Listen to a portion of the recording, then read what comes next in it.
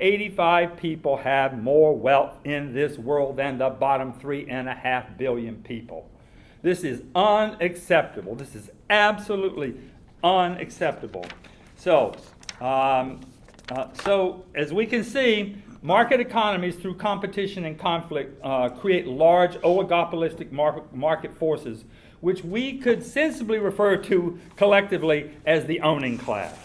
Approximately 20%. I think the catchy phrase, 99 and the 1%, that's a catchy phrase, but I think they're being realistic. The owning class is about 20% of us. They own 90% of America. So, and these owning class market forces operate from the principle of caring about one thing, and that is their particular private interests, their bottom line. Even worse is the reality that these owning class market forces over time capture the political system ever more and ever more. And how the libertarians could think the other way around, that it is the political system, that it is the political class that captures the economic class, it just boggles my mind. So, in fact, research has shown that the bottom 70% of us have virtually no influence whatsoever on public policy. That's a very famous study out of Princeton University. This explains, of course, why the political system does not require industries to internalize the cost of their negative externalities. Negative externalities are things like the social cost due to climate change, the damage we see what's happening in Texas, North Texas, and South Texas, and Oklahoma. The social cost due to climate change, the damage done to the environment through drilling for oil and fracking, and the use of fracking, the overall increased expenses in the healthcare industry due to oil specifically, and the burning of fossil fuels and coal specifically, and just generally to the anarchistic market generally. Some market environmentalists actually recommend that industry should be required to take responsibility for their externalities. So the industry should be responsible for the mess that they're making of this planet. But considering that the market system requires endless growth and consumption, as I said earlier, in order to avoid system crisis, if not collapse, how likely is it that the owning class will accept re-regulation of the economy of this or any type, even when some of them in the owning class are themselves worried about the consequences of global warming? What is the likelihood of our succeeding in transitioning our economy to an environmentally sustainable economy through a market approach, especially given the relatively short time that we have? Now, there's a lot of debate about this. We don't know how much time we have. Some people would say we've got 5 years. Some people say 20 years, maybe 30 years. But we have a short amount of time. And so, what is the likelihood that we are really going to be able to succeed with the short amount of time that we have, and given the chaotic resistance that the major sectors of the owning class will put forth in protecting their place in the marketplace? You got the oil industry, the coal industry. These industries are working endlessly to confuse us about global warming, but also to have us think that there's nothing to worry about. And they will buy the politicians off in Washington, as I said earlier. So there will be tremendous resistance, and I'll talk about this a little bit more. Here you go. Let me give you this. Thank you, sir. And furthermore, this question that I just asked about the problems of global warming does not even address the basic degrading conditions under which more than half the world's population presently lives, and the fact that the world is outright owned by no more than 20% of us. And it does not address the depraved inequality and injustice that exists in our cities and rural areas. Pardon me. In fact, we are presently in a 35-year-long period of market deregulation leading to massive disruption and corruption. See the book, Thieves of State.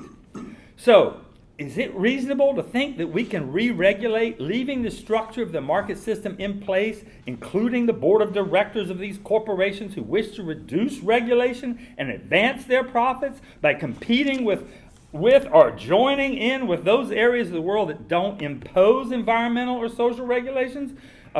That's what I'm referring to, the TPP, the Trans-Pacific Partnership. The purpose of this Trans-Pacific Partnership, this so-called free trade zone, is to put the United States on the same level environmentally and socially and in terms of labor conditions, to put them on the same level that you might find in Bangladesh. And there, work for 18 cents an hour. So, you heard about the building looked like it was getting ready to fall down, and about 1,200 to 1,500 young women died in that building because the owners of that building said, if you don't get to work right now, you won't get your back pay. And, I mean, that's incredible. They have back pay at 18 cents an hour. Free market environmentalists also argue, as they do on internalizing the externalities, internalizing the cost that they put onto society, that property owners whose property has been damaged at the hands of polluters should use the courts to sue polluters.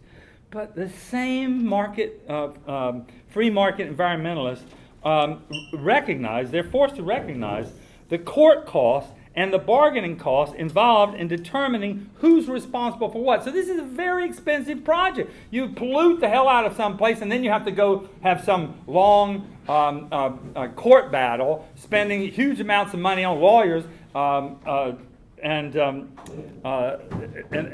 it's very expensive. I mean, it's totally unneeded.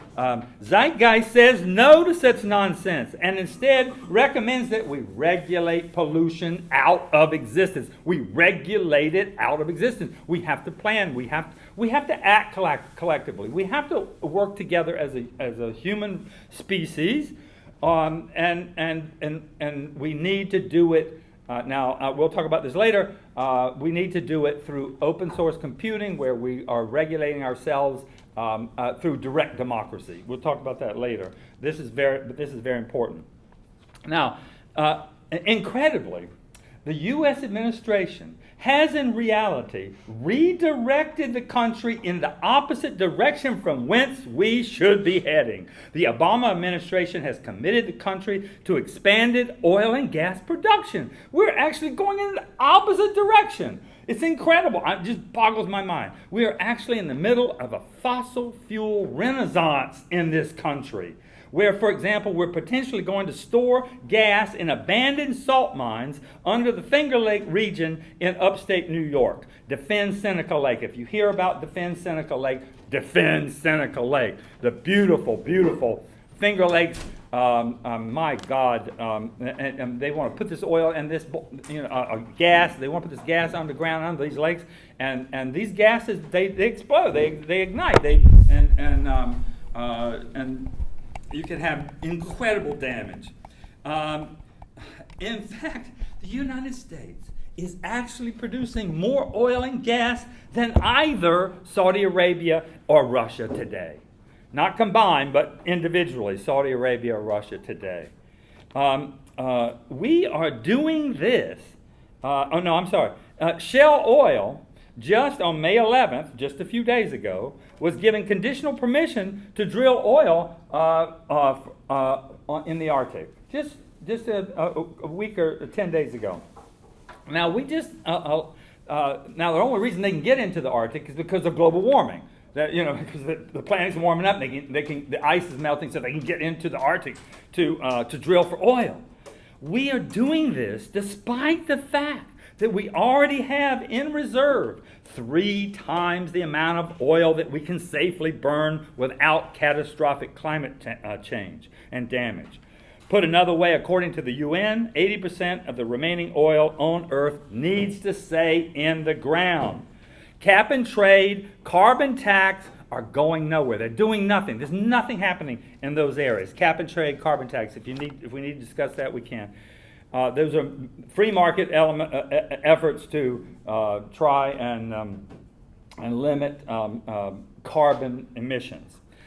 Folks, this is the answer to the question: can the market approach work?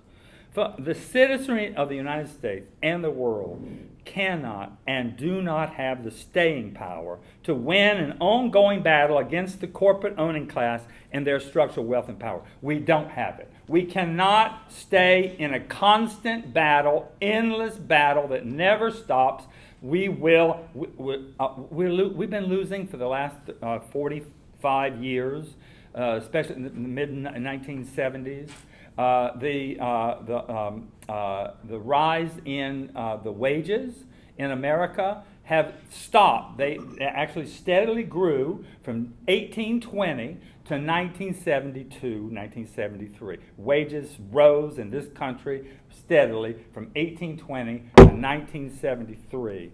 They have gone totally flat since 1973. 4 minutes.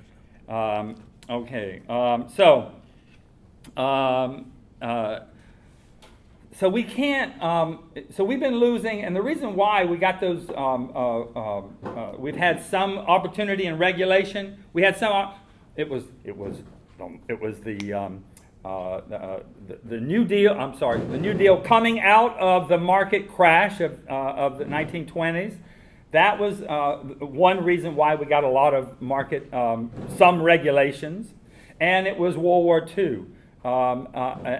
These things, the problems coming out of World War II, even the capitalists at the time were saying we've got to regulate after World War II. We can't afford to fall back into World War III. And so after World War II, there was a lot of recognition and the willingness to have some regulation because of the crisis in the 30s, the collapse and the need for the New Deal, and then World War II. So, look, we need to understand that in the world and in the United States, we get about 82 to 85. I heard 85 this morning. My figure was 82. But we get somewhere between 82 and 85% of all our energy needs from fossil fuels, from fossil fuels. That could be coal, gas, oil. 82, 85%. Folks, we've got a long way to go if the market is going to address that. A long way to go. Now, if we were to add in the environmental and health costs that result from the use of fossil fuels, it would make the form of energy, this form of energy, fossil fuels, more expensive than renewables. So if we were to internalize the cost of the externalities, fossil fuels would be more expensive, a lot more expensive. But you know what? We're not doing that. And in fact, instead, we are subsidizing the fossil fuel industry by the tune of $5.3 trillion a year. $5.3 trillion a year. We're subsidizing the fossil fuel industry.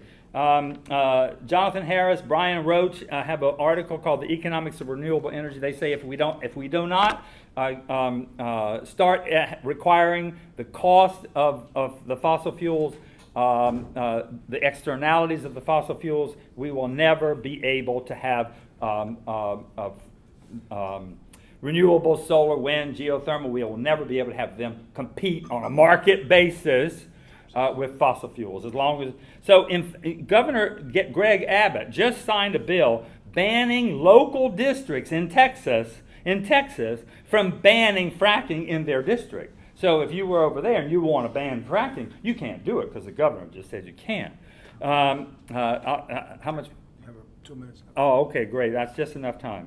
Now, under a market system, what would happen if we were to attempt to move from a primarily fossil fuel transportation system to a public transportation system powered by renewable electricity using a mix of zip-type cars, buses, and trains? Transportation would become immensely more efficient and clean, but market sectors would be wiped out. In particular, automotive dealers, automotive repair shops, part suppliers, gas stations, fossil fuel industry would be hurt tremendously.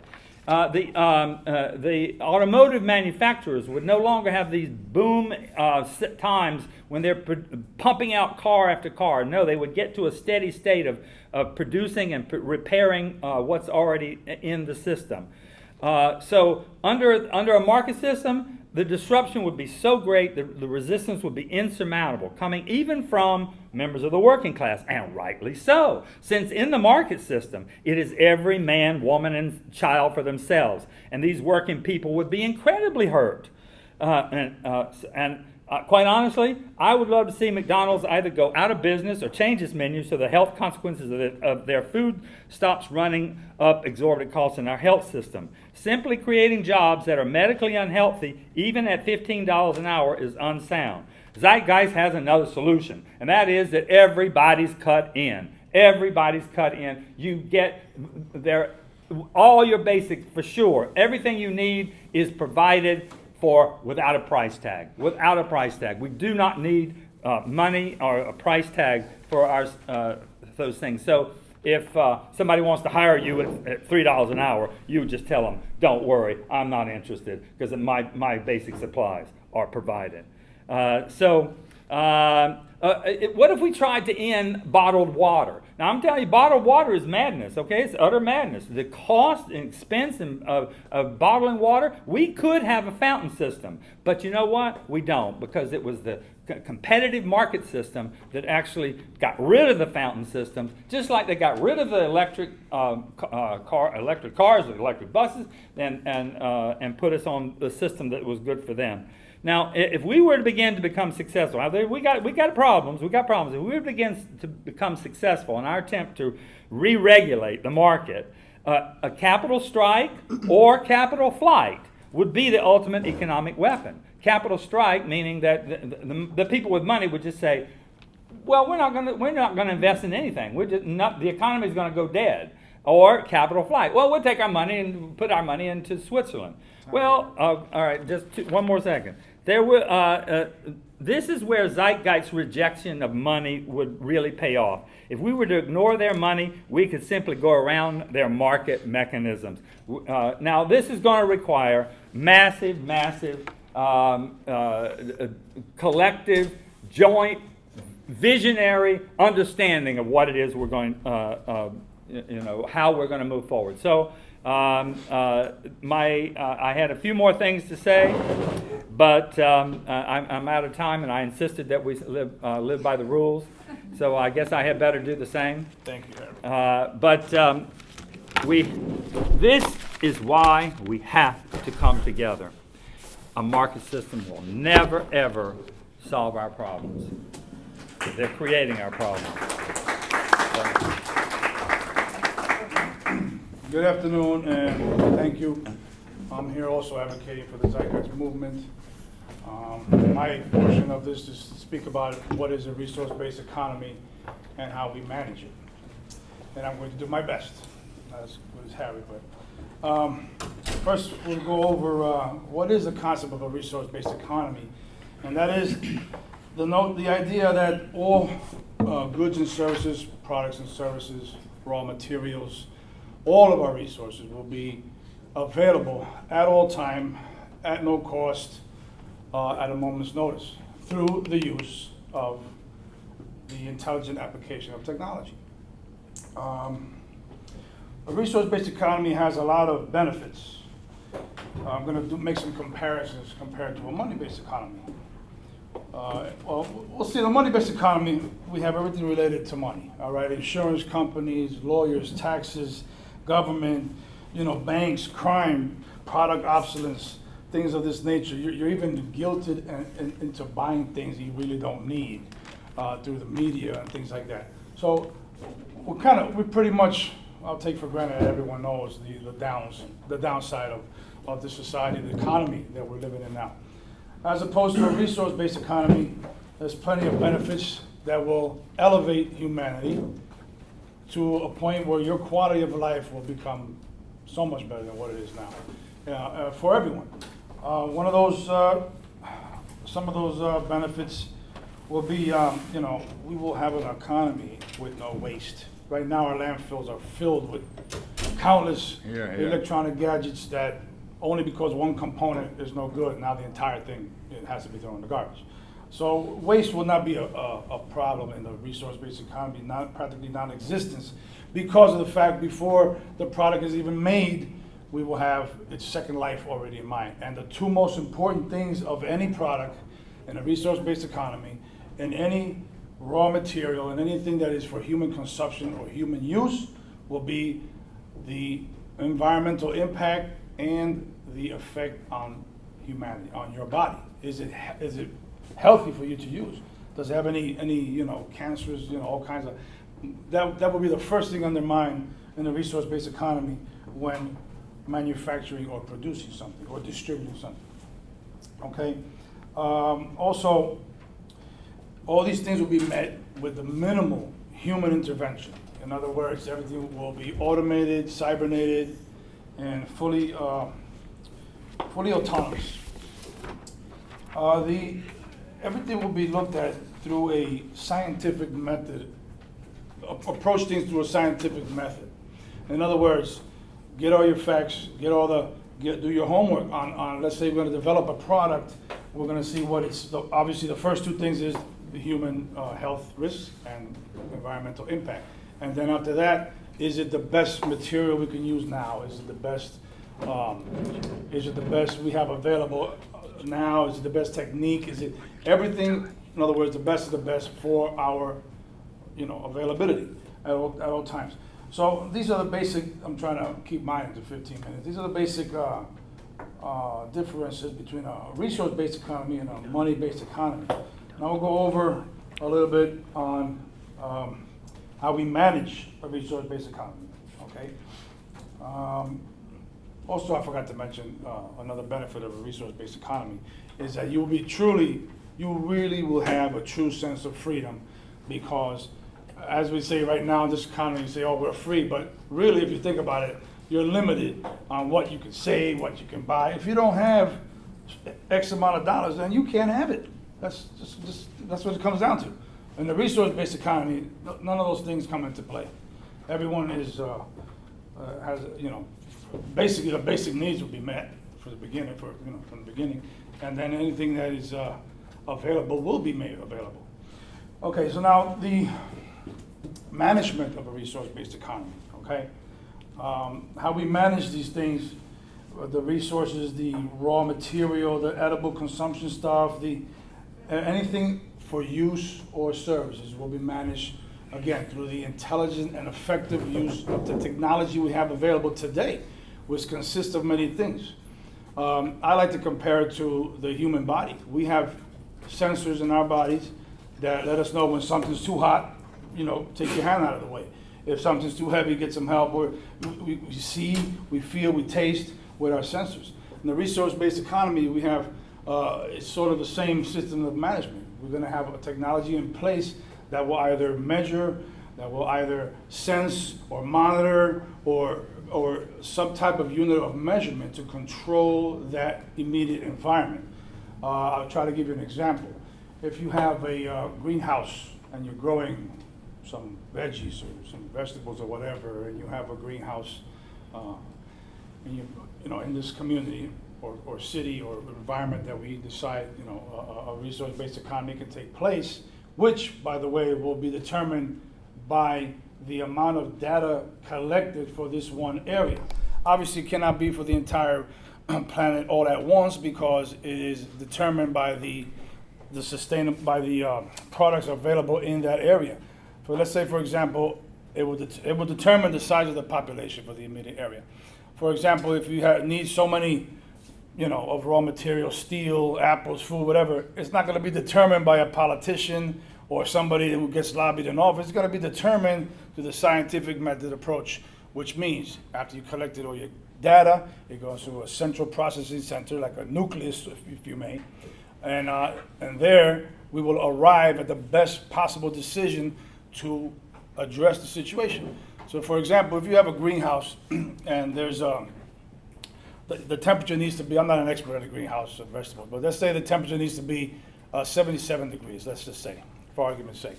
And through the use of a temperature sensor, this is an example, we can determine that the temperature is too low or too high. That sensor will feed back into the nucleus or the central processing station, a data center, and it will arrive at the best possible solution. It will send feedback back to the area, to the appropriate components, so that the temperature will be automatically adjusted without any human intervention. In other words, if it needs to go down 2 degrees, the computer will calculate this, computate it, send it back. All the appropriate devices will be activated, bringing the temperature up or down, adjusting the pH level, rising the water table. Any situation that may arise will be computed and arrived at the best possible scenario without human intervention. In other words, your resources, if you need a certain raw material, you know where it's coming from, when it's going to be here, how much is available, anywhere en route from the moment where it's picked up to the moment it's been delivered, where this resource is, through the use of monitors and information, having people tell you, information will be fully accessible. You can find it very easily. It will not be suppressed like it is now. It will not be hidden or hard to find. You will know where your resources are at any given time, how much is available, how much will be available. In other words, there will be no shortages, no scarcities, no overages, no waste.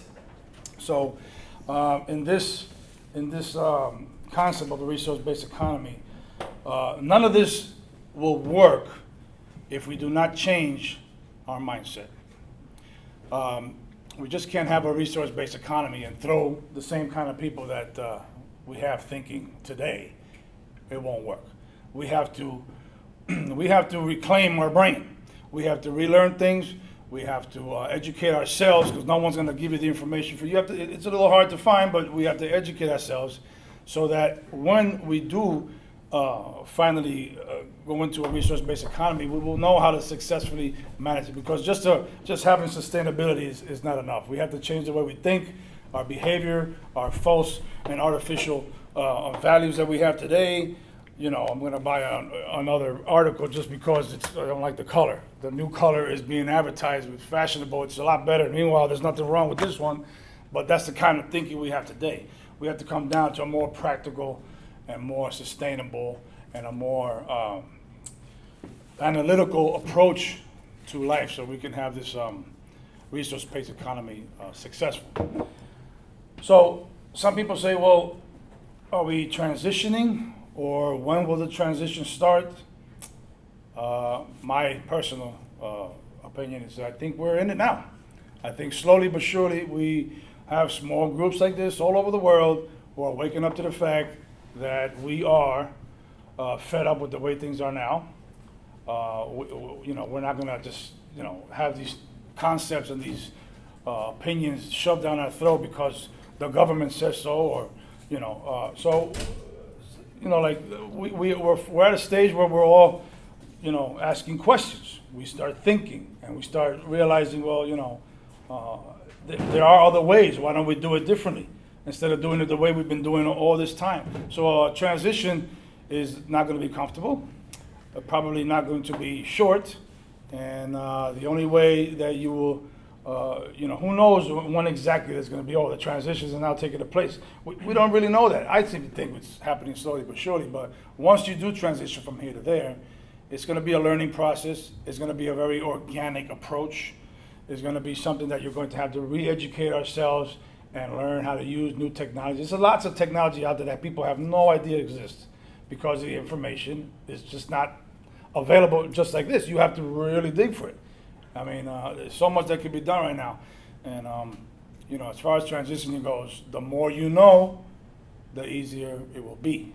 But it's not going to be like something easy. All my information that I've just said to you right now, I gather from different places. There's a lot of agencies that are advocating a resource-based economy. But like I said, the economy will not work if we don't change the way we think. We have to adjust our behavior. We have to, continue to emerge. We are an emerging species. We can't be getting stuck here where we are now. We have to continue to evolve and not be bullied by the corporations and and the power structures that be. So this concludes my portion of what I had to say. Hope everyone enjoyed that. And that's it. Thank you. Yes. Yes. Hello. So I'm going to be speaking next. I'm Johnny Hops.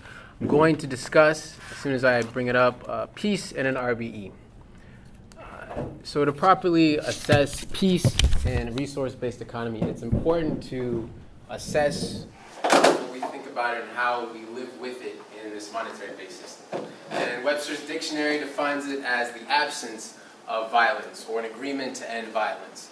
And if we accept that definition, then that means we're only accepting peace as a break in normality. And we've accepted that violence becomes normality. And Webster's dictionary defines violence as any harm inflicted. So this could be physical harm, verbal abuse, or property damage. In the 1960s, we expanded upon our definition of violence, and it was termed by Johann Galtung as actions, words, attitudes, systems, or structures that cause physical, psychological, social, or environmental damage and prevent people from reaching their full potential. And if we go with this definition, we see that the dictionary's definition becomes only an aspect of violence called behavioral violence. And there's a new form of violence that we're introduced to called structural violence. This is when systems or structures cause psychological, physical, social, or environmental damage and prevent people from reaching their full potential. This is the violence that we see as normality, and we accept it as just a part of the system. It takes the form of poverty, of inequality, of hierarchy, systems of debt, right? So the stress of living in this unequal society affects all of its inhabitants, but it affects the poor more acutely. They have higher rates of preventable diseases that they contract, mental illnesses, lower mortality rates, poor access to education, poor access to health care, and the list goes on and on and on and on and on. But we accepted it because it's structural in nature. We don't even hardly see it. It's built into the system. Last year, 200 girls were kidnapped by Boko Haram, and it was all over the international news. It was trending all over social media. But the 20,000 children that die every day due to preventable diseases and hunger that they get because they live in poverty doesn't make news at all, because it's built right into the structure itself. Structural violence also gives us a perspective on behavioral violence. So if we see the young black boys that might be looting or rioting in Baltimore, and we can take a step back and look at them in the context of the structural violence that they are subjected to, right? So we can see that they're trying to develop in a decaying city that has been neglected by society. They're not going to be given the same opportunity and resources to reach their full human potential. This is going to reflect in their outlook on themselves, on their community, and we'll see it manifest in their behavior. We can see the police officers that target these marginalized communities, these Black and Latino communities, and we can picture them from the context of structural violence as cogs in a wheel. The fact that they, either way, whether or not there's racism, whether or not there's classism, they're still going to have an arrest quota that they have to meet. That there's DAs that are going to have conviction quotas that they have to meet. There are judges that are going to receive bribes for handing out longer sentences. All cogs in a wheel trying to contribute and fill these prison rooms, these for-profit prisons. We can see the CEO and how they take advantage of marginalized communities and exploit cheap labor. They bribe our politicians. This is because they live, and we all live, in an entire system that rewards this behavior, that uses the metric of judging the success of a society with dollars and cents, and not the well-being of all the people. Scroll down here. So peace seems so utopian in this society because violence is built directly into its structure, and we're never going to attain peace in this system because we live in a system where the value of something is determined by its accessibility, and its value will increase as its accessibility decreases. And when we apply this rule to our basic necessities, and we have a competition, we have to compete over our basic necessities, there's going to be winners and losers, because that's the nature of competition. So that means there's going to be people, the losers, that are going to be withheld of the things that they need to become healthy human beings. And this is before we introduce corruption, before there's politics, before there's any of these isms. Already we have this competition. We know we're not going to reach this in peace in this system, but there are societies throughout time, and that still exist today, that operate peacefully. They value peace not as utopianism, but as a means of practicality, as a means of survival. And they seldom trade. They don't participate in hierarchy. They don't participate in competition. They actually gawk at competition usually. They don't have poverty. And they range in their populations from a few hundred to a few dozen hunter-gatherer societies to societies of over 100,000. One such society is the Fipa, and they're in southwestern Tanzania. And they have a very complex composting system which allowed them to evolve out of hunter-gatherer societies. And they used to practice violence and warfare a lot. But they found that as it wasn't helping them maintain the well-being of the people, they evolved out of it and decided just as a means of surviving on this planet, they needed to become more peaceful. There's the Zapotec people in Mexico. This is a society of about 2,000 people, and they actually view anger and violence as illnesses. So they treat it as an issue of public health. And they treat these people with compassion and with sympathy, not with condemnation, not with punishment. There's the Ladikas people in Jammu and Kashmir, the northern state in India. And when they're trading and when they're doing their economic exchanges, they actually will allow random people from the community or anywhere in the society can come and act as arbiters and make sure that all the parties in this economic exchange reach a mutually beneficial arrangement. And so it's not always the pursuit of profit and self-maximization. All of these societies understand that the more violently they behave, either structurally or behaviorally, the less likely they're going to survive or survive with a higher quality of life. I'm just going to say something about Okay. They engage in relationships and they have belief structures that reaffirm their peacefulness.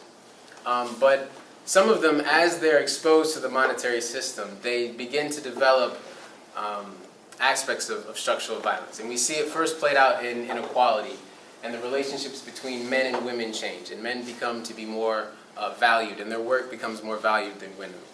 And then we see the way that they raise their children changes as well. And what starts as a very communal affair of raising children as a community becomes more about just the parents on their own by themselves.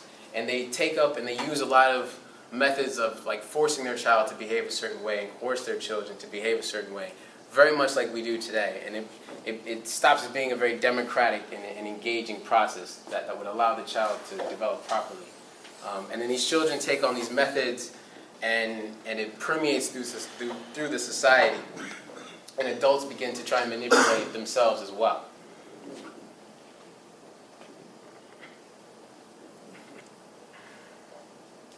Oh my God, I keep starting at the beginning, I'm sorry. So the way that these societies transition into violence, I think we can transition into peace. We have to first see it as a means of practicality. As a means of, if we want to survive, we have to take on peace. We have to value peace. We start as a psychological matter. We understand, especially in the West, we're beginning to understand that our day-to-day lives that we try to balance with an inner peace and an inner psychological well-being will have an effect on our physiology. And there's a direct correlation between what we're thinking and how we're feeling and how that plays out with our bodies. And we take this and we do what Julio was talking about. We try to use this rule to run the entire society. That every element of the society is going to affect our physiology, our psychology. And our psychology and our physiology is going to then affect our environment. And this is what peace in an RBE can look like. It's the constant process and the constant emergence of us examining our environment, examining the resources, and then acting and thinking in our outlook on life, behaving a certain way, and being a certain way that will reaffirm the well-being of people. And our metric to determine how successful we are at this is not money, is not GDP per capita, but it's just the well-being of the people. And there's a lot of different ways that we measure this.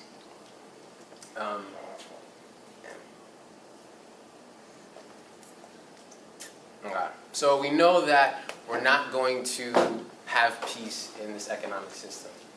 But I wanted to talk a little bit about why I don't think communism is going to address peace in the same way. And the first reason is that communism is not a process. It's a static alternative to capitalism. And in being a static alternative to capitalism, it doesn't acknowledge all the aspects of the structural violence that our train of thought does. And the first of this train of thought is scarcity. It still operates in scarcity, and it tries to orient the economic means as handling scarcity differently. And there's still competition, and there's still hierarchy. And it's not so much in the market sense and the commerce sense, but there's still very much political scarcity. We saw this play out with the Soviet Union, with communist China. Another thing about communism and Marxism is that it's a social and political philosophy. And it takes the relationship historically between the haves and the have-nots, and it tries to end human exploitation. But it doesn't understand, or it doesn't take into account, at the time it didn't, that the well-being of people and the well-being of a society is more than just between its inhabitants. It's between its inhabitants and their environment. And so we have to take into account that as we're extracting resources and as we're using resources for our economy, we need to allow time for them to regenerate. Communism doesn't take into account the fact that the way that we harness our energy, the effect that it can have on people, and the effect that it can have in our environment, like the burning of fossil fuels and climate change. And it's still, Marx didn't have the ability, he didn't have the technology to understand that we live on a finite planet, on a closed system of finite resources, and that's just as important. So we need to begin to see peace as a constant process, a constant evolving process of us examining our environment, examining our resources, and allowing that to change our behavior and the way we allocate and the way we cultivate our resources. And the metric is always the improvement of public health, always the well-being of people. And that's peace in our being. Thank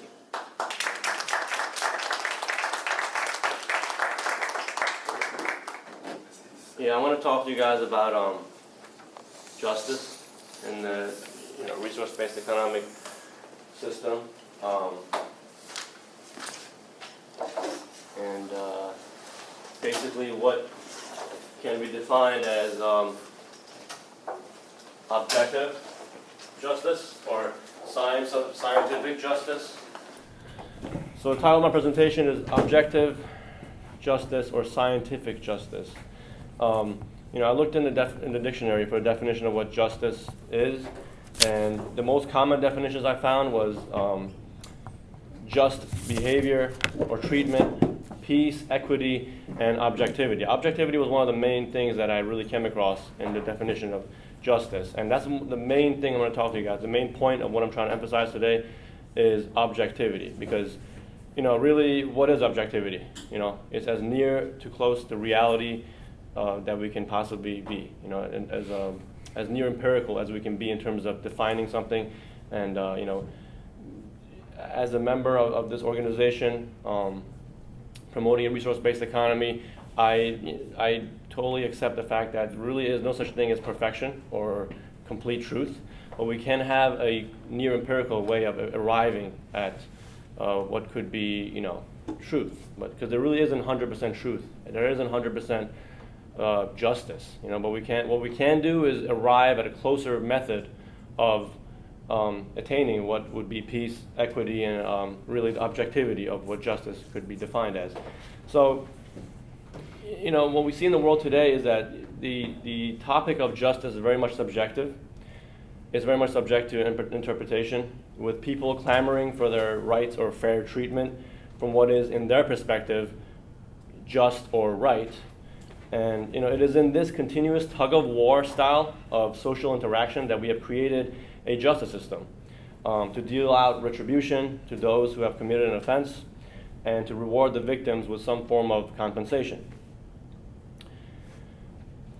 This legal system, which is bound by moral principles, is universal across the board, with some minor variance from country to country, but there exists a general notion of punishment for any type of socially offensive behavior, such as murder, theft, fraud, or environmental abuse, such as pollution or ecosystem violation. The legal justice system, whatever you want to call it, is a signature edifice of society today, based partly on the need to remove active threats from society, coupled with an undertone of revenge or retribution. However, the punitive negative reinforcement system is now being challenged by some very basic realizations in the human sciences.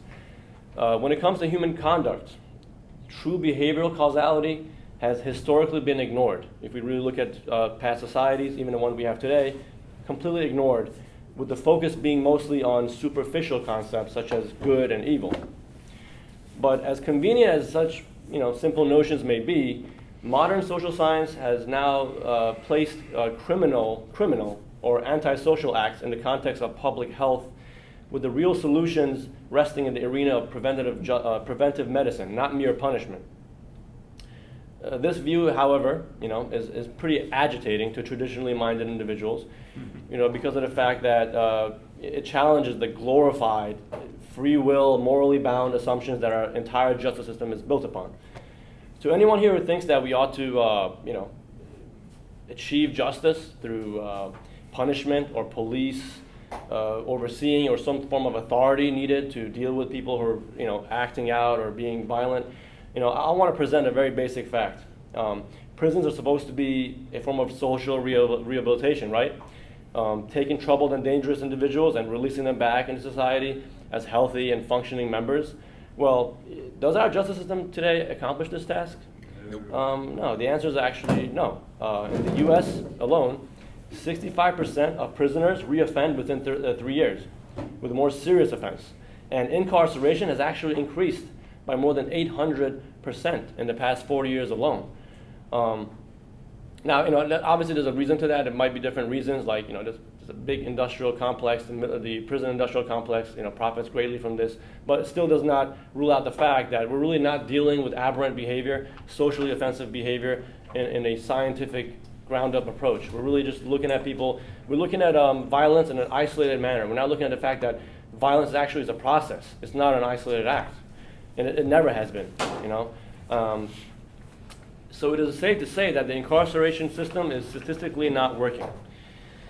The truth is that the existence of any law that attempts to deal with socially offensive behavior is really a testament to the social inefficiency and the failure of that society to fix the problem.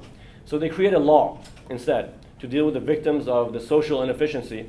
The victims in this situation being the so-called criminals, and the more problems there are, the more laws there are generally created to deal with that problem. But they're patchwork, they're patches, they're not really solutions that remove the problem. If I get sick, if I get a virus or something, the doctor is not going to try to service the problem, keep me sick for years and years on end and just give me medication. Well, what happens in the cancer industry? But what they're going to try to do is really, deal directly with the issue, get to the root of the issue and remove the disease to make me, cured, make me healthy and functioning. This is not what we're doing today.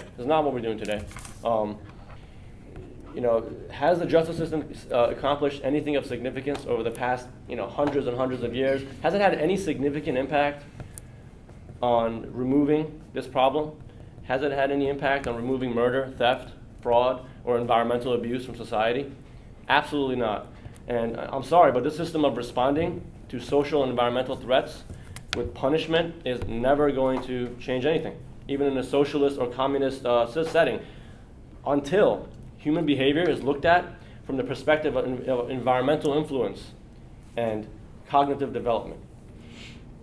Right. Cognitive science, a topic that I simply don't have the time to go into, but I really recommend for everybody here to read a book called Violence by Dr. James Gilligan, PhD in Harvard University's criminal psychiatry. He studied the most violent men you can imagine in America for decades, and he came to the conclusion that really the main culprit behind the generation of violence is not human nature or free will, but rather deprivation and abuse. So, a resource-based economy would, at a minimum, ensure that human needs are met across the board, and we remove deprivation, remove all the psychological distortions that are generated by our society, therefore removing the environmental triggers that may lead to aberrant behavior. This can be done through a strategic system of resource allocation and management, one of logical deductions, allowing us to arrive at more conclusive decision making, removing human subjectivity, which is another massive topic, but I simply don't have the time to go into, but I highly recommend you guys to check out the resource-based economic model. The problem is that today we live in an ocean of social irrelevance, where everybody has their own idea or opinion on how human beings should behave, or how violence and fraud should be dealt with. This is the job of our incompetent legal system again, which simply services problems. It doesn't fix them. It doesn't solve them. And the idea that everyone can have access to their own opinion is actually a very dangerous concept, because it assumes that all beliefs are equal, when in fact it would be much more productive to have an informed public that can, again, arrive at decisions through the process of scientific causal inference. This would be a real democracy, not what we have today, which is a disillusioned public that has its own opinions swayed by, through media by the, manipulation of the power elites. These false values or notions of reality are really the real problem here. For propaganda is to a market democracy what violence is to a dictatorship. And the best form of propaganda is an out-of-date belief system and values that are perpetuated by a population who are unaware of the fact that their values are unsustainable and conflict generating over time. This unawareness or lack of comprehension is really the greatest challenge of our time today as a species. It is a monumental challenge. It's so difficult to overcome because capitalism is not merely an economic model. It is really it's characteristic of a religion, with its lethal codes of conduct operating beneath consciousness and across academic disciplines. The unsustainable values promoted by this system, and any morally subjective one like it, will always bring our planet to the brink of worldwide social and environmental collapse, which is really what we're seeing today. What we need is life-enabling values, ones that support public health and environmental stability and sustainability. Our sense of justice can only be applicable and understandable within the framework of a society that promotes and supports sustainable values. What I mean here is an objective measure of what justice could really mean. Subjectivity is really the enemy here. We want to remove subjectivity as much as we can. What we need is a value system adaptation to get rid of the notion of free will, because we do not have free will, and understand that we are all bound by the influences of the world around us, and that only when we have a system that rewards altruism and human and environmental health as a top priority can we actually arrive at this. Can we get rid of this nonsensical legal system that we have today and its inefficient laws that are not really doing anything. Our current notion of justice is clearly not working. And if anyone knows, insanity is really doing the same thing over and over and over again and expecting a different result. So what is real justice? Well, it is not the isolated acts of, what is real injustice? It's not the isolated acts of homicide or corporate corruption. Instead, what I view as real injustice in the world today is the built-in requirement of inefficiency and incompetency that forces you and I, corporations and nations, to childishly compete with one another for dominance and survival. What is real injustice? Is really people's lack of access to relevant information or the withholding of information by the social system itself. Information that could really be the game changer, in salvaging our destroyed environment and war-torn world. And most important of all, real injustice is a population of people who are so distracted and distraught and unwilling to spend the necessary time to understand that their social system is really the one that's generating beliefs that are ultimately unsustainable and inhibiting their long-term survival.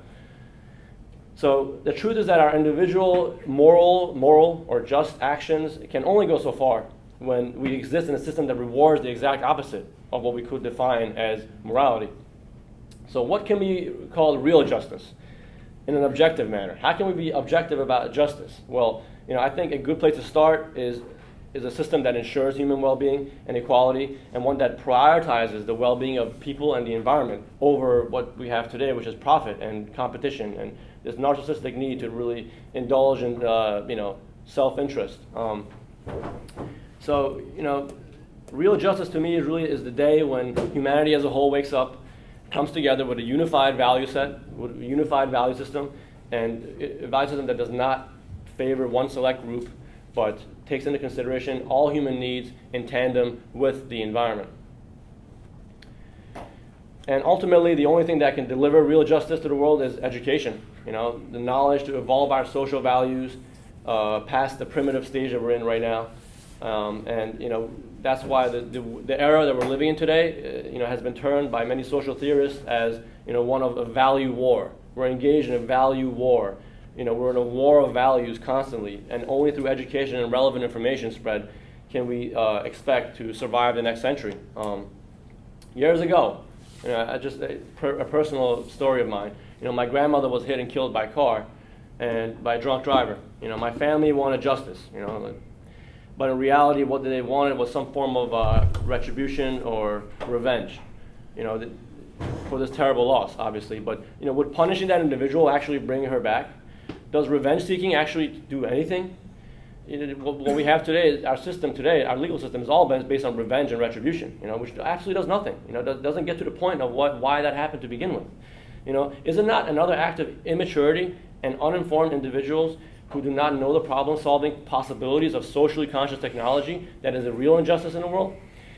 In this case, you know, and many like it, would it not be a real justice to have society, for example, prioritize the installment of self-driven, electronically guided vehicles that are tied into a satellite system that can minimize mistakes on the road and save countless lives?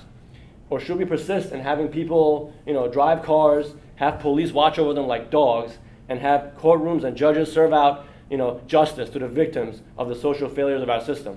You know, I say social failure because, from my understanding, there's absolutely no reason for there to be a massive death toll every year from car accidents, violence, war, hunger, or environmental neglect. There's absolutely no reason. These problems can be resolved indefinitely through the application of science and technology towards problem resolution. That would be really real justice, you know, to remove the need for people to have to battle for, you know, in order to gain what is in their mind a sense of dignity and respect. And every human being is taken care of. That would be what we can really call objective justice. Thank you very much.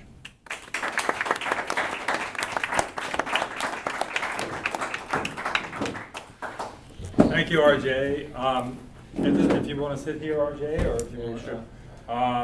I just want to have a couple announcements, and then we'll get right into questions and discussion. We wanted to leave a lot of time, and in fact, we do have. If we go beyond 2 o'clock, that's okay, because there's not a panel, although you won't have lunch. But anyway, I wanted to mention that we have a book here. It's called The Zeitgeist Movement Defined. If anyone's interested, it costs $10. So if anybody wants to purchase it, anything $10 and over, we'd be glad to take. It's an excellent book. I wanted to point out there's going to be a panel. I should put it on the board. I will put it on the board in a second while other people are talking. It's going to be in the next session. It's called, the name of the panel, The Next System Project. Okay? The Next System Project. We need to be there. Zeitgeist needs to be there. The Next System Project. That's going to be session 3, room L2, room L2.81. L2.81. And that'll be at 3:15 today, at 3:15. 3:15. All right. So we need to be there to continue the discussion and to add and to also challenge if we feel like we need to challenge. But that this is now Gar Alperovitz is a well-known ecologist and writer, and so he's going to be heading up the panel, and so I highly recommend. Yes, did you want to say something about that? I'll let you finish. I have a question. Okay. The only other thing I wanted to mention is that we did say that after this evening we'd like to have a gathering a social. The Zeitgeist would like to have a gathering and a social. And so I did reserve a place that's not far from here. So it's called the Lincoln Park. The Lincoln Park. We'll put this on the board also. Johnny, would you mind putting on? Thank you. Lincoln Park is at 56th Street and 9th Avenue. Lincoln Park, 56th Street and 9th Avenue. We've been there before, and I thought that would be a good place to. Where is it? 56th Street and 9th Avenue. What time?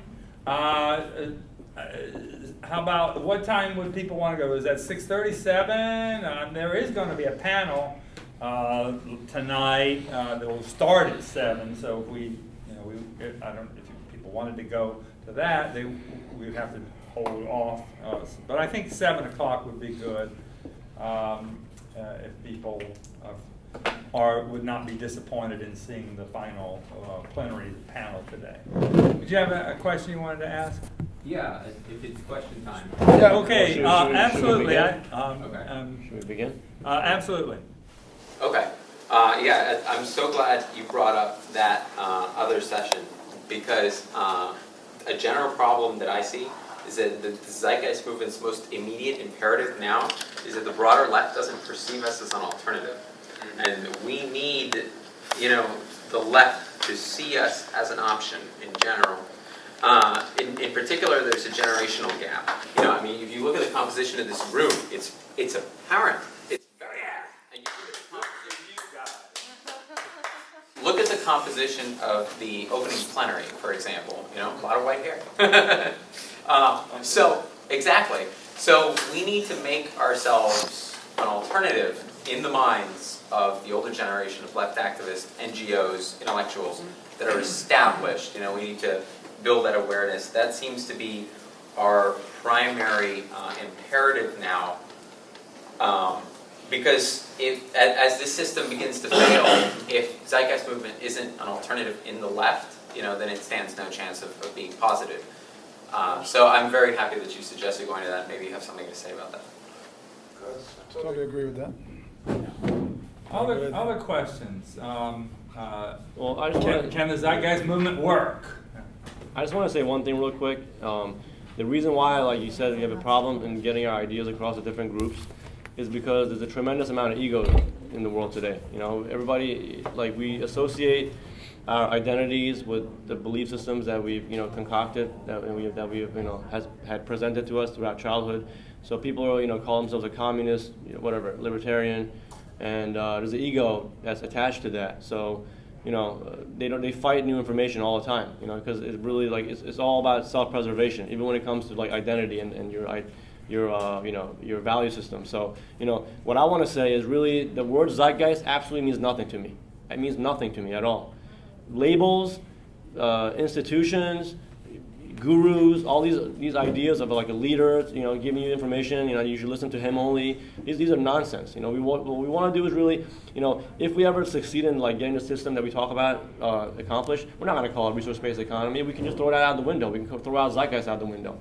Call it Venus Project. We can throw all these things out the window. The train of thought and the value system and the way of thinking is what really we're trying to promote here, not institutions. Identifying with institutions is one of the biggest traps that we can possibly fall into. So we don't want to identify with institutions. Zeitgeist is simply a term that we're using right now. It means absolutely nothing, in the long term. So it's this train of thought that we're trying to promote here, and that's what we're trying to get across to people. That listen, it's not that we're saying that Zeitgeist has all the answers, but listen, there's a sustainable way of thinking about the world that really has been developing over time, and we need to align ourselves with this way of thinking. It's not really about institutions. It really isn't. So that's one thing we hope to get across over time to people, that it really isn't about institutions or leaders. It's just about a leaderless movement of people who really are concerned about the future and who want to inform themselves and educate themselves. That's I would add on to that, that we advocate using the scientific method, right, for social concern. And I see no issue in us using the scientific method in the way that we communicate with people.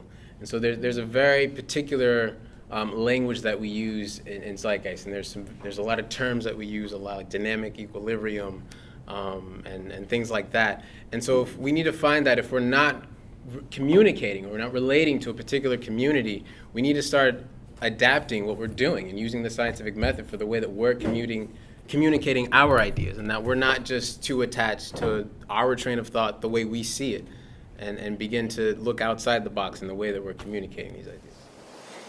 I completely agree with that. If I can say one more thing, I think the number one imperative also is to provide vision. If we can provide, I think the natural tendencies in capitalism are leading people to the conclusion that this system, wealth, power concentration, the inequality of the system, they're convincing people naturally that this system is defunct, that it can't continue. Now what we need to do, because we've seen through history that people will accept incredible conditions of oppression, especially if the transition is gradual into that system of oppression, that degradation. So what we need to do is we need to provide a very vivid vision of an alternative to people in their minds so that they know that is possible. That is when people will really, their internal calculus of how they're oppressed they are will only change when they say, I could be having this versus what I have now. Then they will switch from seeing themselves as, from cynics and from saying this is fatalistically the only thing we can have, to saying I am oppressed in this system. Can I say something to that? I think that's the number one thing that Zeitgeist offers is a vision. And I'll just give you one little piece of the vision, and that is that we need to move to a political system that's based on direct democracy rather than representative democracy. Representative democracy will always get corrupted. It will, even if it's not for the moment, but we saw it in the Roman Republic, and we're seeing it today in the American Republic. Oh my God, I've never seen so much corruption in my life. And it's all over the world, but right here in America, the corruption is just mind-boggling. We can talk about that. How would we have a direct democratic system? Through open source computing, where all this information that was talked about would be available to everyone. And anyone and everyone that's interested in an area, they want to be involved in governing our lives in that area, then they would just get involved. They would inform themselves and be part of the decision-making process through open source computing. I think that's can that easily happen? I just snap my fingers and it happens? No, but this is the vision, and it can be done. And if you want it done, if you don't want it, it's not going to happen. Okay, it's just not. You have to be willing to fight for it and make it happen. I made some contacts yesterday on some open source computing, so I'm going to be following up on that. Think about it.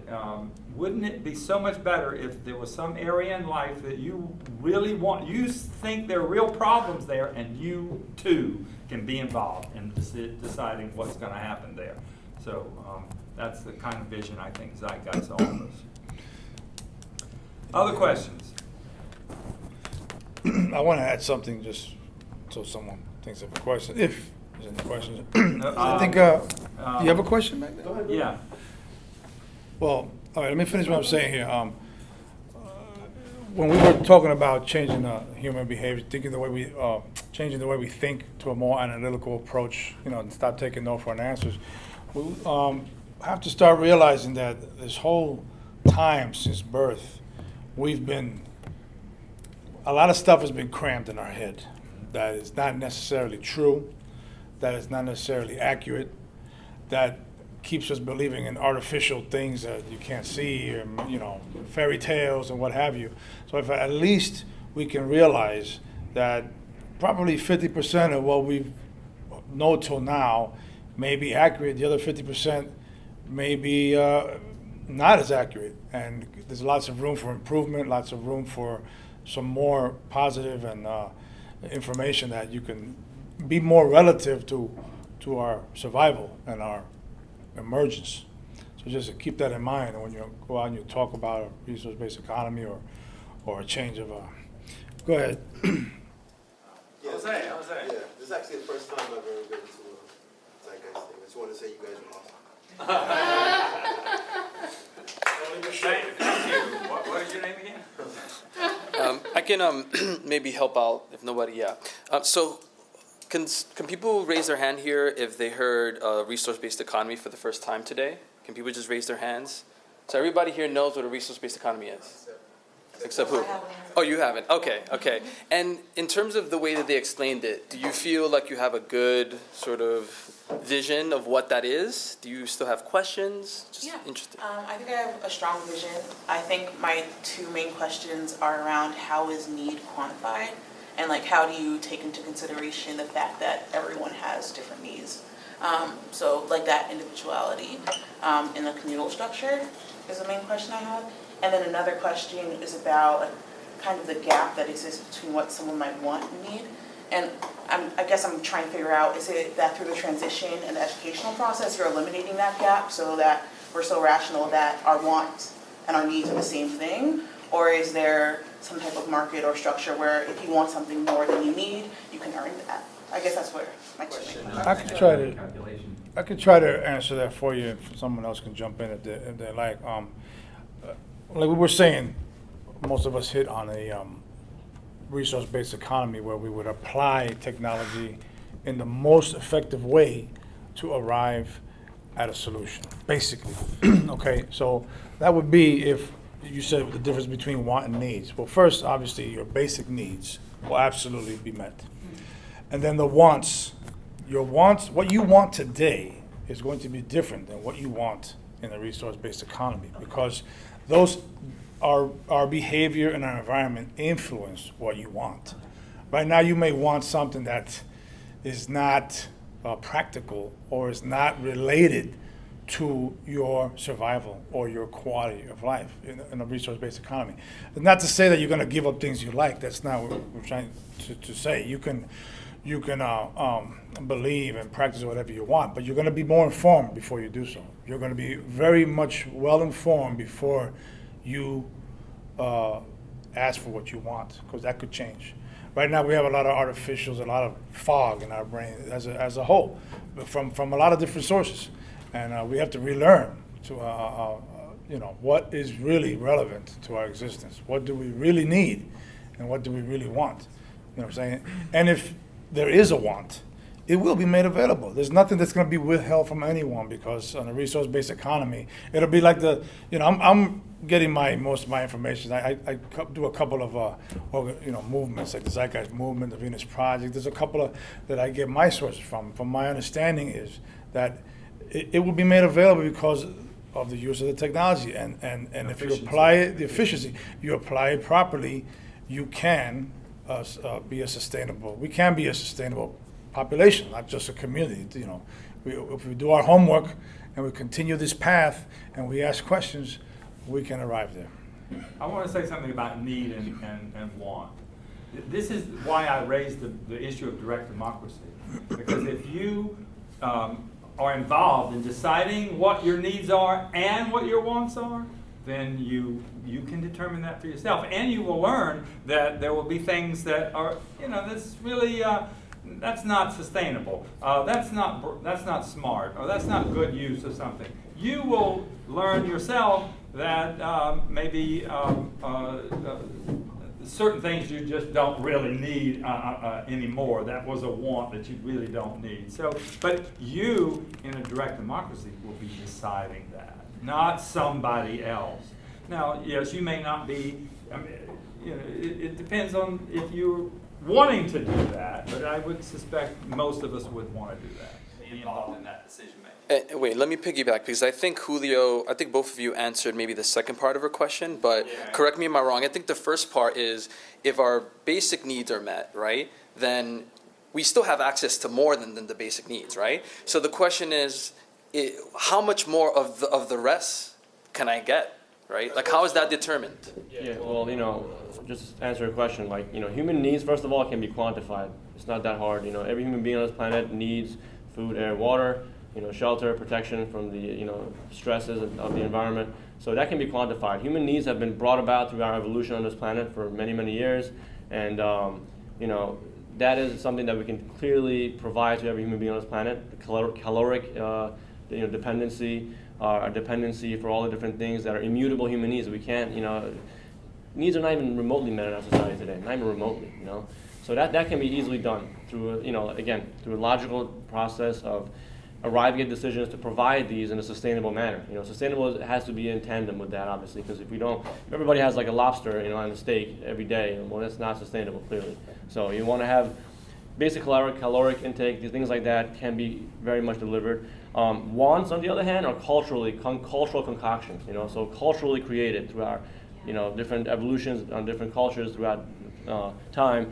And, obviously our society today is extremely neurotic, neurotically obsessed with, status and all these other meaningless things. That's why today everybody says, oh, not everybody can have a 5-room mansion and, a jet parked in their front lawn, Well, that's not really what we're aiming for. You're a really distorted human being if you really think that that's what you need in order to be happy. I think that one of the biggest things culturally that we can actually engage in that can be self-fulfilling is engaging through the arts, the sciences, familiar, societal, communal activities, connections with other human beings. That's really something that really, it's almost like a need, really. You need to connect with other human beings, and I think in a society where people are educated, they really see that as an act of violence, to want to actually have excessive material acquisition over other people. So that's actually act of material violence. We don't want to get rid of that.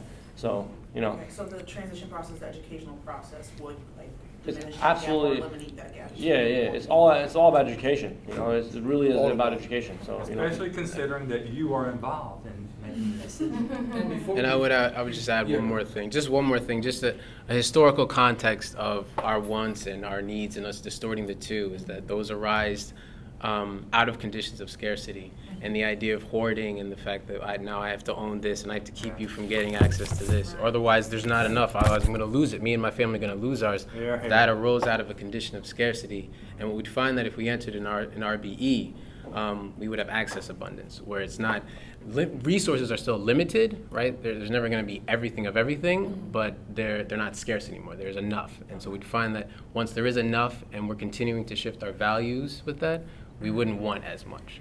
We wouldn't want or as much of the, the crap that's out there, right? Ashley and then David. I also think that in a resource-based economy, and this partially, I think, answers the first part of your question. It's very similar. I mean, I agree so much with what RJ was saying about want being something that's very much culturally influenced. And I think that, we live in a society where we have the media constantly telling us that these things are going to make us happy. We live in a society where greed is kind of rewarded and almost idolized. And I think that in a resource-based economy, if our thinking is shift to viewing things with this scientific method, I think, and you guys said a little bit of this too, I think the whole concept of wanting something is going to shift, because it's not going to be like the neurotic impulse that happens now. It's going to be more taking into consideration, okay, so how is what I am going to consume going to affect other people, going to affect the environment? So I think that once that kind of that worldview of how what you buy relates to somebody else kinds of shift, I think it'll kind of work itself naturally, because I think that eventually people aren't going to want excessive things. I mean, people who are happy and people who feel like part of the community and connected to what's going on around them, there have been studies, they don't want as many material things, And I think there's even been studies done where, looking at wealth, as long as you have your basic needs met, you could make, let's say, 40 grand a year or 4 million a year, and there's really not much of a difference. As long as your basic needs are met in general, people can get by. So, and RB provides that. Just look at human history and our evolution. From 99.9% of our evolution, our nomadic existence, our former hominid existence before that, we didn't grow up in a materialist consumerist culture. Right. This is the aberration. This is what's unnatural to our existence and our biology, our cognitive processes, our neurology. So, yeah. That's excellent. And just, I don't know, maybe it's not the last point. It depends on if somebody says something and it inspires something else in me. But wants are like the driving force in this economic system. So if people stop wanting, this system would collapse because purchases would collapse completely. In RBE, people stop wanting, they'd still get their basic needs and they would still have access to whatever they need. But because in an RBE, the economic system is not driven by consumption and people needing to want, people aren't going to try to make you want something to go and buy something because their well-being doesn't depend on what you want and what you purchase from them and their company. It depends on something else that's being taken care of. And, Dave, along those lines, or? Sure. Question for each of you. Assuming education and awareness are aside, and coming from this, what's one bridge step that you would propose to someone of the 1% and someone of the middle class towards a resource-based economy?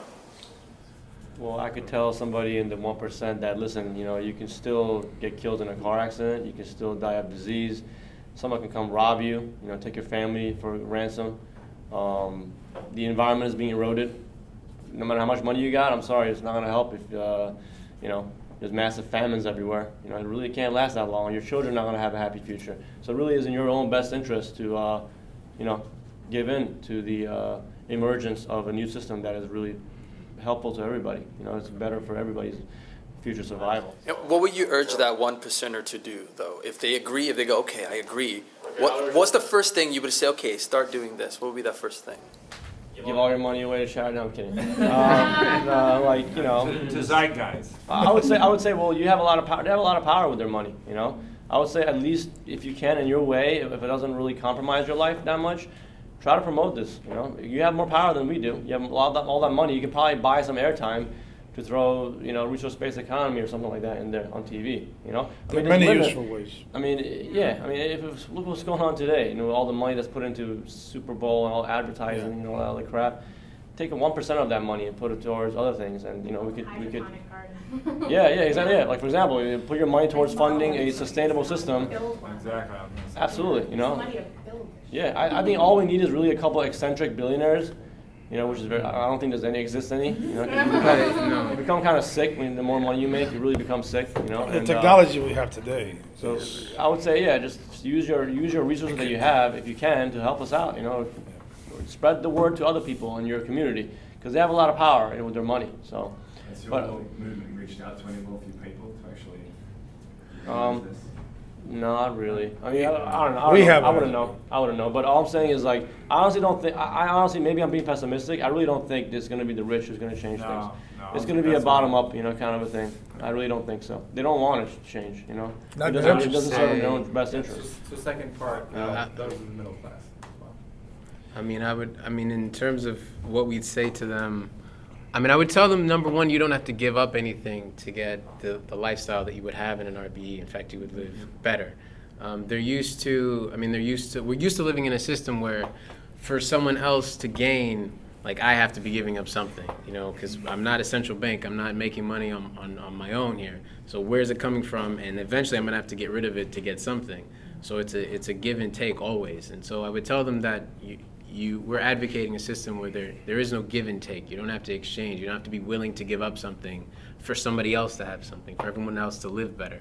You would have better food. You would breathe cleaner air. And you like RJ was saying, you wouldn't have to be worried about someone who is living in a disparities type scenario, coming and harming your family or trying to take one of your children for ransom. Tell them also what they can do besides education. What they can do. I would say continue to spread. And awareness aside. Awareness aside, like what? Okay. Transition. I already accept this. I'm already drinking the Kool-Aid. You're already drinking the Kool-Aid. We got you by the Kool-Aid. Reverse osmosis water filtration system. It's no Kool-Aid. Continue to promote these ideas, right? Talk to people that you're close to that trust you with these ideas, and find different ways of communicating these ideas. So. not always a lecture format, not always a documentary format, and a super hyper intellectual format. Find creative ways to communicate, because not everyone's going to watch a 3.5-hour documentary. Everyone's going to come to the Left Forum and, let's do a panel. That's still education and awareness. Find ways where you're helping. If you're helping someone meet their basic needs. Well, this is a middle class person, right? So, no. Well, I would tell the middle class person, by helping someone attain their basic needs and then explaining to them this is already going to be met in an RBE, that might bring them around as well. That's an idea. I would say, people in middle class are always working, busy, struggling a lot, because they have this idea they want to reach the upper class, and they're so caught up on that. One of the things is to enlighten up a little bit, that you don't have to follow that script that society puts there. That's actually good. And that you can start living there a different life that gets out of that mold. That's a very good point you brought up, because if you can get the middle class to, like we're trying to, if you leave here today, if you think differently, we accomplish something. Zeitgeist movement means nothing, all these other things mean nothing. The important thing is you live here with a more analytical approach to things. Stop taking no for an answer. Stop doing exactly what you're told, because start thinking for yourself, get information, get informed. But like you said, if you are putting education and awareness aside, he actually hit something very important. If you could, even though it's education, if you could tell the middle class, make them aware that you don't have to try to become rich because you're middle class. You know what I'm saying? With a resource-based economy, we have to change the way we think. Everyone right now is striving for better than the next guy. And that's got to change, because it's not going to work that way. So that's a very good point. The middle class is the bologna in the sandwich. Exactly. The economic, Yeah. right? Exactly. And they're so caught up in doing everything. And they're victims of that individualism that the system promotes. That's true. They're so caught up in that Very they true. can't get out. That's very true. I would sum it all up by saying to the middle class that you will get much further along in your life by working together with your fellow brothers and sisters than competing with them. Correct. You'll go much further, and your life will be so much easier when you're working with your brothers and sisters and not trying to knock them out while they're trying to knock you out. This is similar. This is in similar spirit to what you were saying, Harry, which is that I think in terms of kind of onboarding the middle class with this worldview, I think that Johnny, you had mentioned helping other people with their basic needs. I think that the upper class has this kind of divide and conquer method of splitting the middle class and the poor people. They do a really good job of convincing the middle class that people living in poverty are bad, they're immoral, they take your taxes. There's all these myths going around that unfortunately so many people believe. But if we could find ways, and I think maybe even things like volunteering at shelters and things like that, where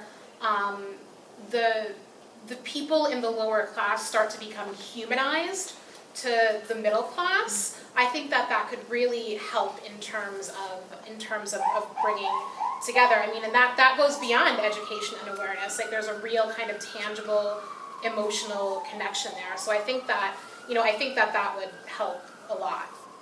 Yeah. Because the middle class, actually often middle class sides with the upper class. Exactly. And that happens often. Yeah. But it doesn't always happen. Sometimes the middle class joins with the poor, as they did in the French Revolution. But, so, I just want to say one last thing in terms of transition, because you're talking about middle class, lower class. There's actually a lot of stuff you can do besides education, just to show as an example, living, becoming the change that you want to see in the world.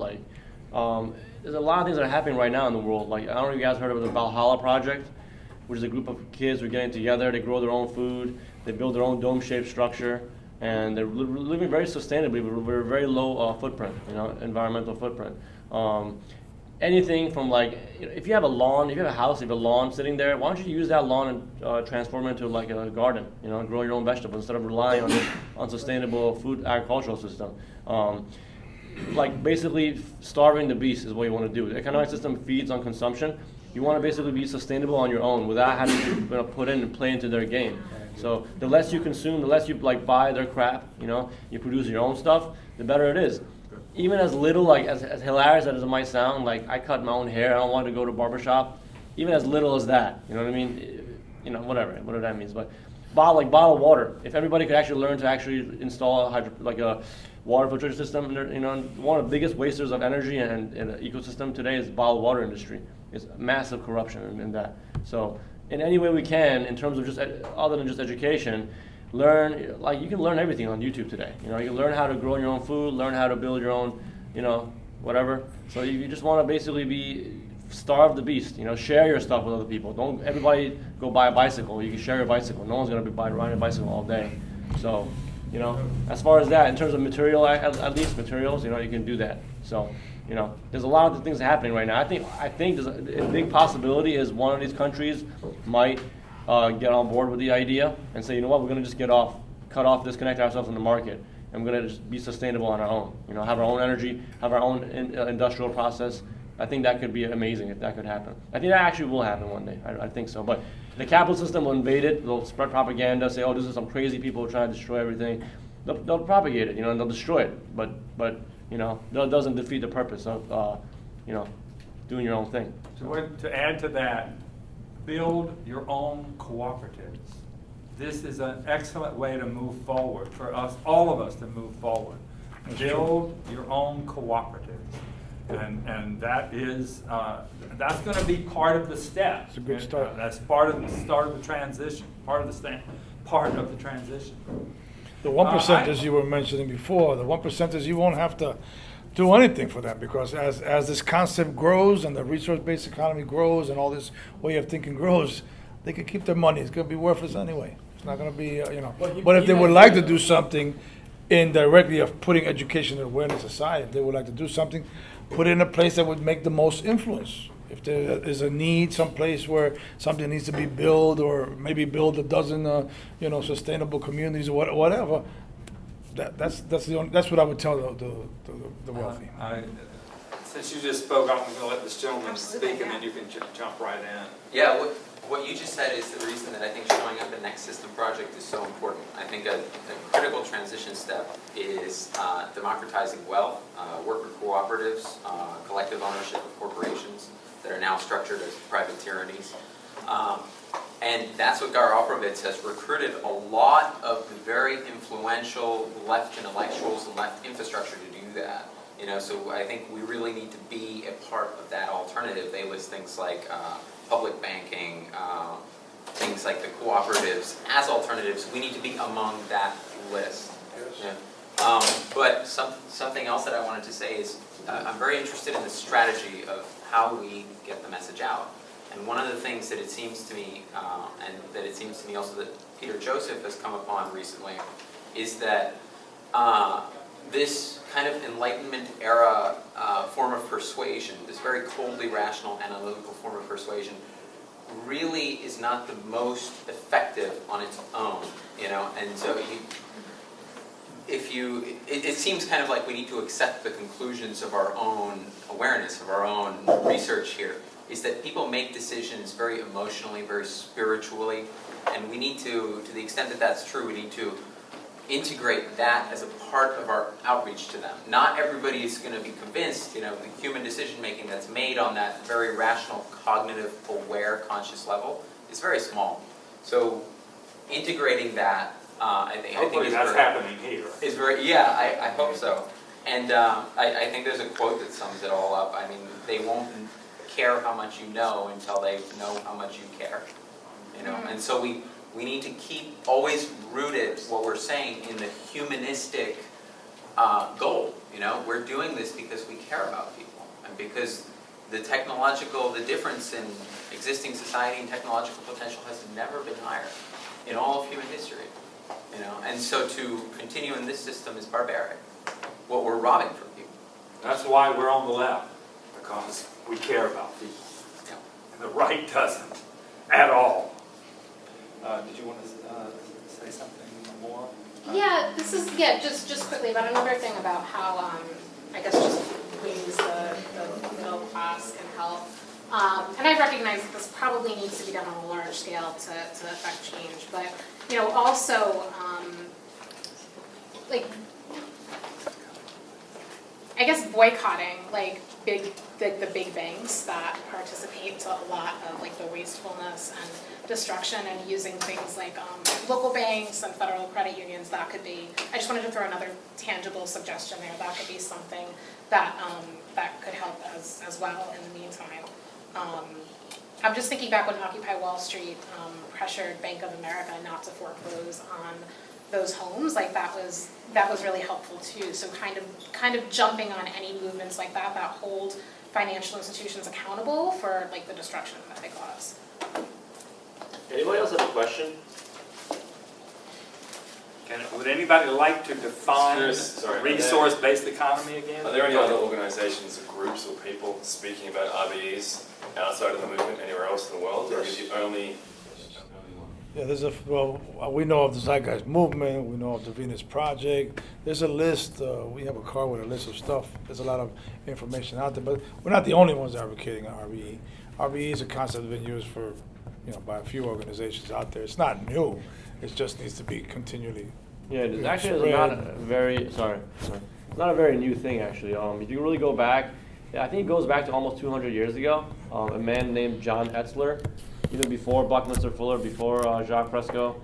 A man you can just look into him, he wrote a book called, I forgot what it was named, but if you look up John Etzler, really brilliant guy. Like, he really was like, in an age where technology wasn't even that advanced compared to today, he was like, if we can just remove the need for people to be involved in meaningless, monotonous jobs, which we couldn't do at that time, he thought he could have done. They called him a utopianist, crazy wacko. But, he had an amazing book where he outlined everything. He was like, wow, we can actually automate a lot of things so people can be free. So it really goes back for quite a time period. So it goes way back. It's not really new, but these are just ideas are getting manifested on a larger scale because of technology, of media, internet and stuff. Yeah, the name of the book is The Paradise Within the Reach of All Men. Yeah, it takes So more. interlinked, you're all working together to maximize the spread of the message. It's slowly good. If you're good, we're accepting everybody. Yeah, we're absolutely. working on it. It's slowly spreading. Outreach. Especially outreach. Yeah. We're working. Sending them emails. Yeah. I think a big way of getting a message across is media, because people are all like obsessed with media these days. So you can't just have like a lecture thing all the time. I think it's good to make documentaries, make videos, make advertisements, through music, things like that. So I think it's good. I don't know how to. I'm terrible at computers, so if everybody knows how to make stuff on the internet, put videos up, please do it. Why not? It takes a while to understand a resource-based economy. You just can't watch one video and one lecture. You have to, do your own research, read about it, visit some websites. It can become a little absorbed as you get the real feeling of what it may be. And I want you guys to actually check out the progress of a thing called the Global Redesign Institute. It's coming up right now. It's still being under development, but Peter's working on it. I've talked to him about it. It's basically Peter? Huh? Who's Peter? Peter Joseph. You don't know Peter Who's Joseph? that? Well, these people don't.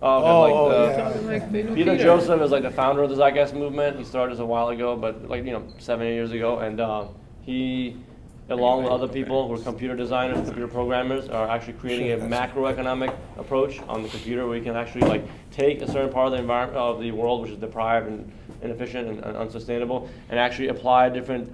It's like a toolbox that allows you to gauge how much resources you have in that area, and what sustainable technologies you can actually apply towards food production, transportation, things like that. So you look into Global Redesign Institute. It's a wonderful concept. I think that's going to be the breaking point. What's going to actually bring us to the other area of getting people out on board, because they want to see okay, can this actually work?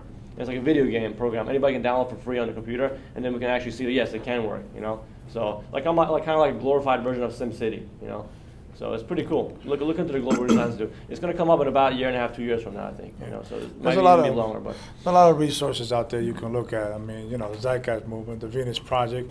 There's some documentaries that are very deep, not just resource-based economy, but on how we think, our behavior, why we behave the way we do.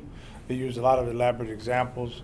I've got to be honest with you, the Trump site videos, I don't know if anybody ever seen that. That kind of changed my life. I never got angry at anybody else again. Because I understand why people get angry, why people act the way they act. It's all understanding human behavior. You know what I'm saying? What could be normal to you may not seem normal to somebody else, but in their, you know, your environment, to you, that's normal, you know, so it's understanding human behavior goes hand in hand with a resource-based economy. Which, as you said, takes a lot of time. There's self-education and research. I just want to try and help make it as palatable as possible. I mean, people don't have much time, if indeed the energy, to do their own research and to become aware of what's wrong with the system and then what can be done, as you guys are advocating. But I mean, how best, besides documentaries, can we synthesize all these different resources and make it accessible to everyone in the middle class or across the entire.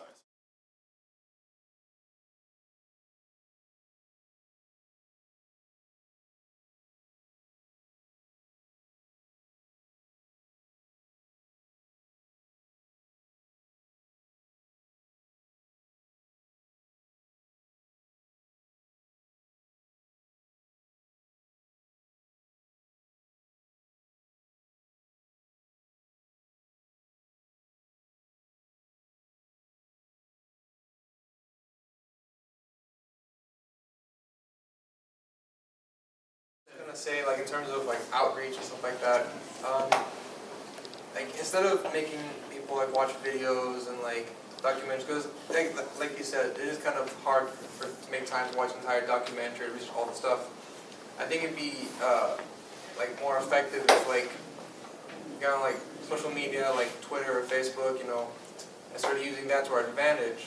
Because think about how many people are on Twitter right now every single day, and how quickly like a hashtag can spread, you know, like start trending, you know, like the stupidest stuff trends instantly because so many people want to know about it. Like what is it? What is that? If we did stuff like that, like hashtag the Zeitgeist movement, you know, get people interested and like plant the seed so that they can then go out and research it themselves if they, you know, so choose to, you know. And then that could then lead into them, you know, watching videos and researching more and getting involved. So that'd be a good way to. That's very good. Yeah. People interested. Jose. Yeah. No. So some of us at that NYC chapter have come up with making these short 5-minute videos where we explain some of the concepts in a way that's entertaining, that'll really grab people. Because I know not everybody wants to sit through it, like you mentioned. 2.5 hours. I don't mind. I can't sit for hours of that stuff, but not everybody wants to do that, or is available, has the time available. Yeah, quick thing, like if you want to see a good example of 5-minute videos that you get the idea across, go on YouTube, type in Sustainable Man. There's a channel called Sustainable Man. It's pretty cool. They got like 5-minute videos and they got pretty good, you know, like clips of different stuff. So it's pretty cool. And also, Let's Make Everything Free. Great little film. 5 minutes. Yeah, you go on Google, type Let's Make Everything Free. Let's Make Everything Free. There's a lot of stuff. The problem is, to affect real change in each individual, you have to caption them with the documentary or the 5-minute clip, and then have that person go away and read 10, 20, 50 books as I'm trying to do, and it takes time, right? Which people don't have, unfortunately. So you can watch a documentary, get inspired, and then you're thrust back into your day-to-day life, which is, you know, struggling and all the influences around you and trying to get the noise out of your head, which is a struggle in itself. I mean, how can you encourage That's why each and every one of us are so absolutely important in getting the message out, and we have to do that with our friends and family. Rain? So, my thing is that I don't have time to read all day. I have a family, I work, I have all these other things I do. But one thing, I won't lie, that has impacted me and made me more and more interested in becoming involved is the opportunities to actually sit in front of people and have conversations. Johnny convinced me to come to his house and watch a documentary, and I won't lie, I think I might have snoozed twice during the documentary. But we would pause it and we would debate, like, very, very, like, in depth about whatever the documentary piece was about. And then I'd go home and I would debate about it with other people. Well, debate's the wrong word, but I would discuss it with other people. And in discussing with another person or a group, it would further give me more questions. So, like, we don't have to read an entire book. Like, we're not going to absorb an entire book, but we can, like, do minimal research to find what we need to further a conversation And the thing that I've actually been very, very attached to is the New York City chapter has a study group. And going to the study group has been really incredible because we don't sit there and read the book like front to back. That'll be mind-numbing, ultimately. But we do spend the 2 hours to talk about piece by piece. The person who handles the study group comes up with these really, really incredible guidelines. Who's sitting back there actually, and he goes to the books and pulls out all these key parts that we can start asking questions. It's not can you read 5 paragraphs? It's this was a key statement that was said. How do we feel about this? How does this affect us? And in doing that, because these study groups occur on a 2-week basis usually, that gives me 2 weeks to really absorb what was talked about. Then I can talk about other people, particularly leftists, about this and see where they stand, because I do feel like there's a humongous gap between the Zeitgeist and the other left organizations right now. And I've worked in a number of other left organizations, so I have an opportunity to talk to multiple people about these things. And then I come back and I bring up another aspect of the discussion, because we always bounce back and go over what we talked about last week so that we can continue with as much information as possible and with a deep understanding. So I know social media is really great because people, but the thing is I ignore my Twitter thing because there's so much empty bullshit that's discussed that it becomes white noise and on my phone dinging. But having face-to-face conversations and discussions and walking away makes me feel oh my God, I actually learned a shit ton today and I didn't have to read 3,000 pages to do it, And being able to ask questions, there's nothing about, oh, you have a wrong question or a wrong answer. It's more if we don't know it today, let's do our research and come back in 2 weeks and figure it out together.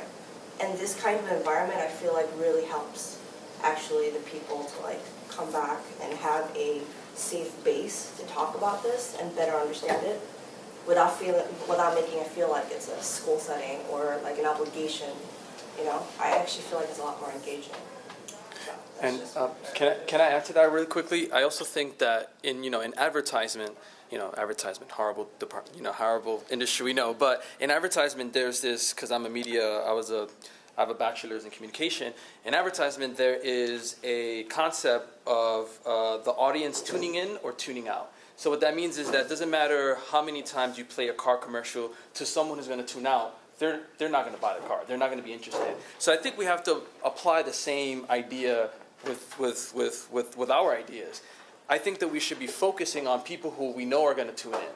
Why focus on people who are going to tune out? There's people with huge families, huge problems. I mean, I have friends who very intelligent, very smart, care about the world, and it doesn't matter how many times I'll discuss with them these ideas. They don't care. They just don't care. So we have to. So that's fine, just tune in with the people who are going to tune in. I think that's also important. If I can add to that, one thing I really noticed is that not everything matters to everybody, but there is something that matters to them that will most likely correlate to what we're talking about. For myself, I have children, and the concept of them living in a future that we live in right now is absolutely frightening. But if I talk about to other parents who don't think about economics or who don't think about anything like that, but if I talk to them about living in a healthier world, about organic food, about open access to clothing and shelter, etc., parents clue in because they're there's actually something different that my children can actually look towards. That's interesting to me.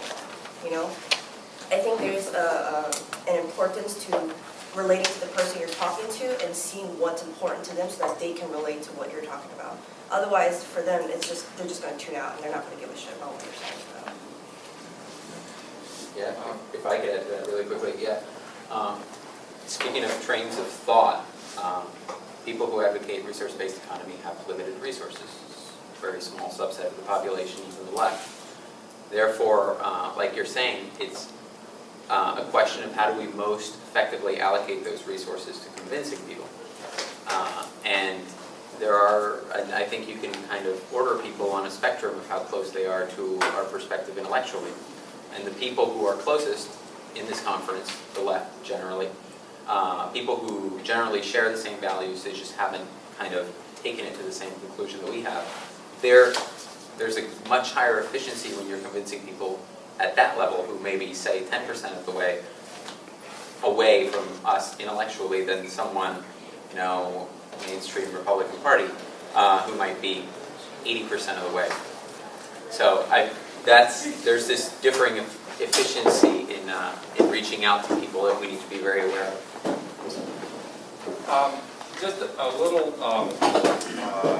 administrative work. I'd like to recognize Justina Grayman. She's one of our great administrators, and she keeps us all in line. Justina, would you tell us where people should go and to get the information about when we're meeting, when the study group is? What's the best place that people could go to stay in touch with us? There's a sign-up sheet going around. I think. Can someone raise their hand if they have it?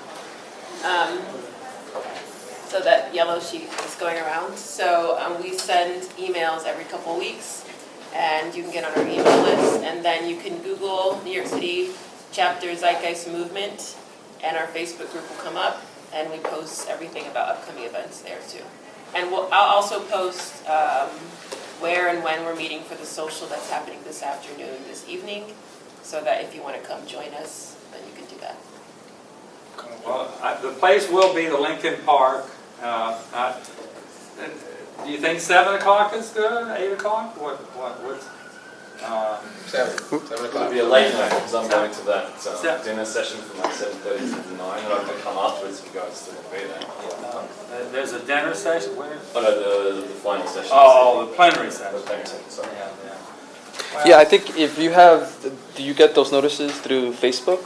Do you, our sort of Facebook group, are you? No, you're not, okay, okay.